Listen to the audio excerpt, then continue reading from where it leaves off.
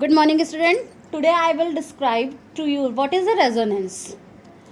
Resonance what is, क्या होता है रेजोनेंस. तो अगर हम बात करते हैं कि रेजोनेंस की, तो एक है, ये स्ट्रक्चर होते हैं जो हर एक इसका हम स्ट्रक्चर डिफरेंट टाइप के बना सकते हो, हर उस पर वो स्टेबल हो.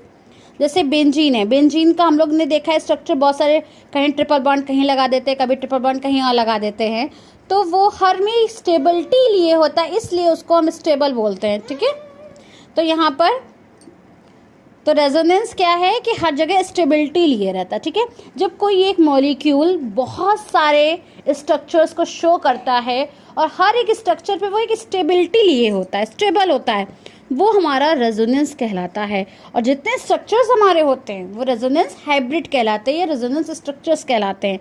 ठीक है, हम यहाँ पर इनऑर्गेनिक केमिस्ट्री में रेजोनेंस पढ़ रहे हैं, यही आपका ऑर्गेनिक केमिस्ट्री में भी रेजोनेंस है, बट वहाँ पर बेंजीन का रेजोनेंस है. यहाँ पर हमारे जो हमारे इनऑर्गेनिक कंपाउंड्स हैं लाइक कार्बोनेट आयन है और आपका SO3-2 आयन है, ओजोन आयन है, तो ये सब हमारे डिफरेंट टाइप्स के ऑफ आयन्स हैं, ये सब हमारे अलग अलग हैं, तो वो हमारे यहाँ पे शो हो रहे हैं.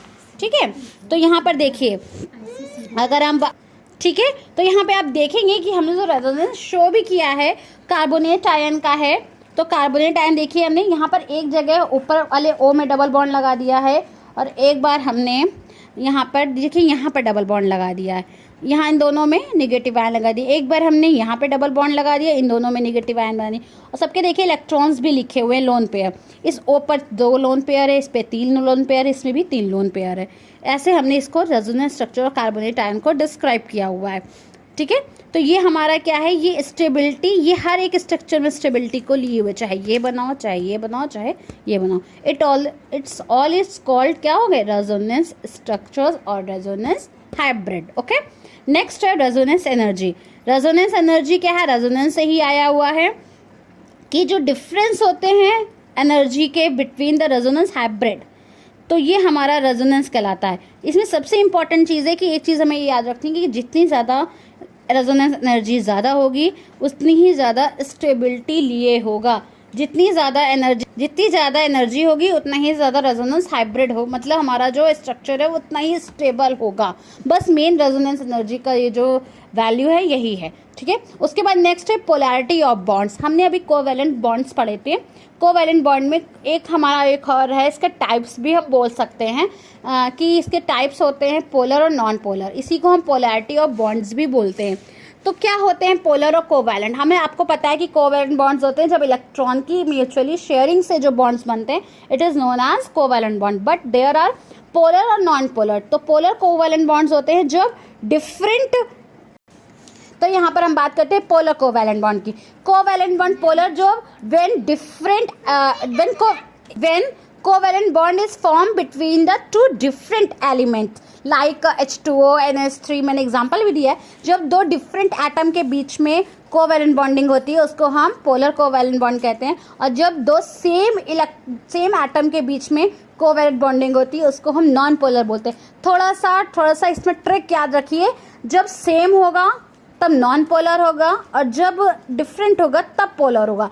एक्चुअली में हमें पढ़ने में क्या समझ में आता है, नॉन पोलर का मतलब डिफरेंट, बट यहाँ पर उल्टा है, नॉन पोलर का मतलब सेम एंड पोलर का मतलब डिफरेंट. ठीक है, उसके बाद है जितनी ज़्यादा greater the difference in the electronegativity on the combining atom greater is the polarity of the covalent bond. ये हमारा पोलर कोवैलेंट के लिए है कि जितनी ज़्यादा, क्योंकि उसी में डिफरेंट एटम्स के बीच में होता है, और जितना ज़्यादा डिफरेंट एटम्स होगा उसकी जिसकी इलेक्ट्रोनेगेटिविटी जितनी ज़्यादा होगी उसका पोलैरिटी ऑफ कोवैलेंट बॉन्ड भी उतना ही ज़्यादा होगा. मैंने यहाँ पर एक डिक्रीजिंग ऑर्डर का बनाया है, HF HCl HBr and HI.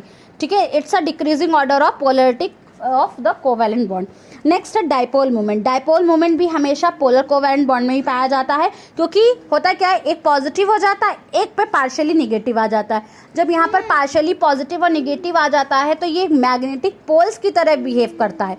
ठीक है, मैग्नेटिक पोल्स आपको पता है, एक तरफ पॉजिटिव एक तरफ निगेटिव. जब मैग्नेट बीच में रखो तो वो अट्रैक्शन होता है, वही यहाँ पर है कि एक तरफ पॉजिटिव है एक तरफ निगेटिव है, तो यहाँ पर पोल्स आ जाते हैं. यहाँ पर dipole moment mu is equals to Q/D लिखा है. Q means charge on each pole, D is the distance between the nuclei oppositely charged. यहाँ पर मैंने लिखा है यूनिट और डायपोल मोमेंट इस D is equals to 10⁻⁻18 ESU centimetre. ESU का मतलब इलेक्ट्रोस्टैटिक यूनिट है, ठीक है। Q is always in ESU and D is a centimetre. आप SI में रखिए, वो ज़्यादा इजी है क्योंकि Q इसमें कूलम्स में आता है और D इसमें मीटर में लिखा जाता है और इसकी वैल्यूज़ होती है 3.3 × 10⁻30 कूलम्स मीटर। ये आपका इजी है।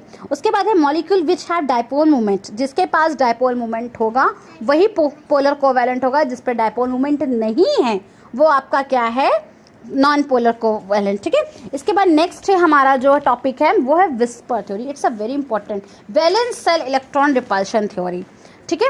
तो यहाँ पर क्या है, वैलेंस सेल इलेक्ट्रॉन, ठीक है। अब इसको हम अगर बात करते हैं वैलेंस सेल की, तो वैलेंस सेल क्या होगा यहाँ पर कि जो हमारे इलेक्ट्रॉन्स के आउटर मोस्ट सेल के इलेक्ट्रॉन्स होते हैं, ठीक है, वही हमारे वैलेंस सेल कहलाते हैं। यहाँ पर हमारी बॉन्डिंग बनती है। इसकी ज़रूरत क्यों हुई, बिकॉज हम अभी तक कोवैलेंट बॉन्ड, कोऑर्डिनेट बॉन्ड से हम स्ट्रक्चर्स बता सकते थे, बट शेप हम किसी भी एक कंपाउंड का शेप डिक्लेयर नहीं करते थे, किस शेप का है। जैसे H2O सिंपल बनाते हैं, लेकिन कहीं कहीं आप देखते हैं O ऊपर होता है, वो थोड़ा सा नीचे की ओर झुका होता है, ठीक है। तो हम बात कर रहे थे H2O की।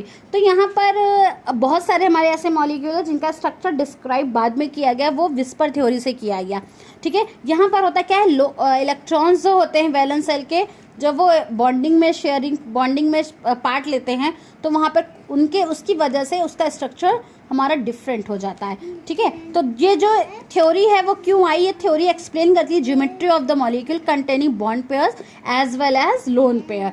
ये जो इसके जो शेप है वो बॉन्डिंग पेयर और लोन पेयर के कारण हमारी अलग हो जाती है, ठीक है।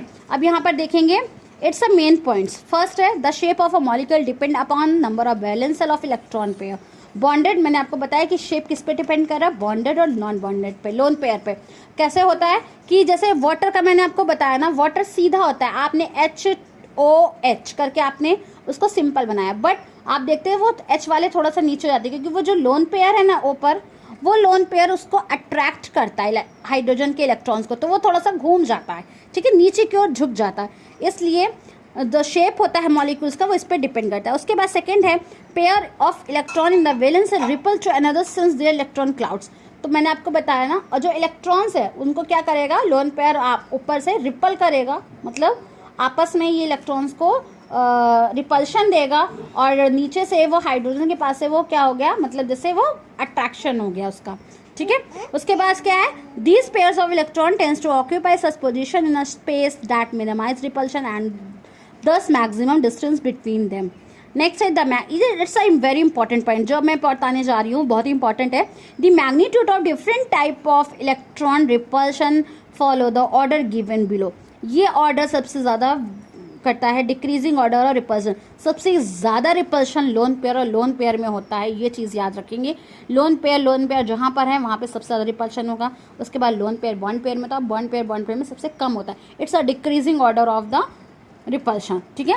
लास्ट पॉइंट है, a multiple bond is treated as if it is single bond and 2 of 3 electron pair of a multiple bond are treated as a single super pair, ठीक है। ये हमारी हो गई विस्पर थ्योरी। इसके बाद में मैंने आपको एक कॉपी भेजी है डायग्राम की, वो आपको राइट डाउन करना है इसी के साथ में, वो विस्पर थ्योरी के साथ में ही है। टुडे इतना ही मैं इसको यहाँ पे फिनिश करी हूँ। नेक्स्ट टर्न पे मैं इसके आगे का आपको VBT और MOT की डिस्क्रिप्शन दूंगी।